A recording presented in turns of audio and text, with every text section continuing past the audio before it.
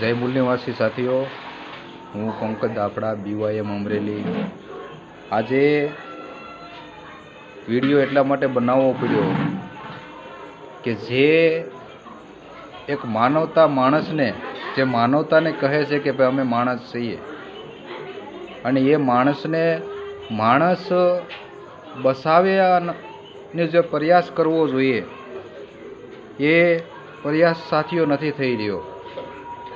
જે મોરબી જિલ્લાના હળવદ તાલુકાના જે ઢવાણા ગામની અંદર સાથીઓ જે ઘટના બની કે એક જ પરિવારના 25 લોકો જે એક ગામથી બીજે ગામ જઈ રહ્યા હતા અને એમની જે ટ્રેક્ટરની અંદર જે લોકો બેઠેલા હતા અને ઓચિંતાનું પાણી આવતા ટ્રેક્ટરની જે લારી હતી એ લારી ઊંધી વળી ગઈ અને 25 જણા હતા, એમાંથી 8 થી 9 જણા માણ કરીને બચ્યા, પણ એમાંથી 16 થી 16 જણાનું મૃત્યુ થયું। તો સાથીઓ, વિડીયો જે પૂર્વ ધારાસભ્યનો હતો એ જોઈ રહ્યો હતો ને એમાં એવું દેખાડી રહ્યા હતા, સાહેબ જેવું બોલી રહ્યા હતા કે જે તંત્ર જે ગુંગું થઈ ગયું હોય, બેરું થઈ ગયું હોય કે 25 જણા લોકો નદીની અંદર તણાઈ જાય છે, મરી જાય છે, એક જ પરિવારના લોકો, અને એ સરકાર જે છે નાલાયક, એ બસાવવાની કોશિશ નથી કરી રહ્યા, અથવા ગામના લોકો જવાની કોશિશ કરે તો પણ જવા નથી દેતા, અને મીડિયાની અંદર એવું બતાવી રહ્યા છે કે 9 જણાને બસાવવામાં આવ્યા જે ટીમ દ્વારા, FI ટીમ દ્વારા। હવે માની લો એવી જ ઘટના કોઈ બ્રાહ્મણ કે બનિયાઓની સાથે ઘટી હોત તો તંત્રને, સરકારના તંત્રને હલબલાવી નાખે આ સરકાર। પણ દેશની અંદર SC ST ની ઉપર જે આ કુદરતી જે આફત આવી છે એને એક માનવતા રીતે સોચવું જોઈએ, વિચારવું જોઈએ, અને જે પરિવાર સાથે એક બહુ બડી એવી કુદરતી આફત આવી છે તો એ આફતને લઈને સરકારને વિચાર કરવો જોઈએ, અને કમસે કમ વ્યક્તિ દીઠ 15 થી 20 લાખ રૂપિયા એમને મળવા જોઈએ। કારણ કે જેના ઘરમાંથી જે લોકો વયા ગયા છે એ પાછા નહીં મળે, પણ સરકાર મુઆવજો આપી શકે, સરકારની પાસે કોઈ ખોટ છે એવું નથી।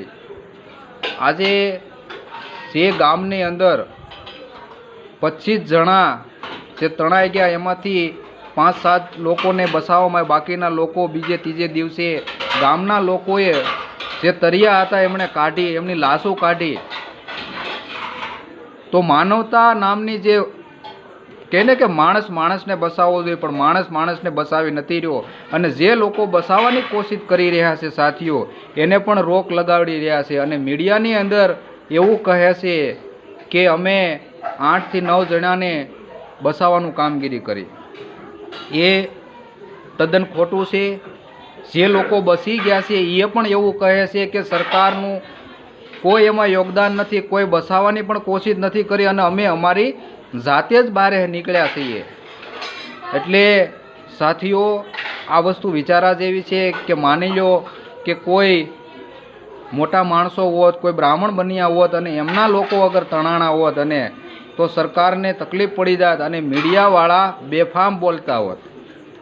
તો સાથીઓ, જે પણ મારો વિડીયો જ્યાં સુધી પહોંચે ત્યાં સુધી પહોંચાડજો, અને વારે એક જ વાત કરું છું કે દેશની અંદર લોકતંત્ર નથી રહ્યું, ફક્ત ને ફક્ત બ્રાહ્મણ તંત્ર છે।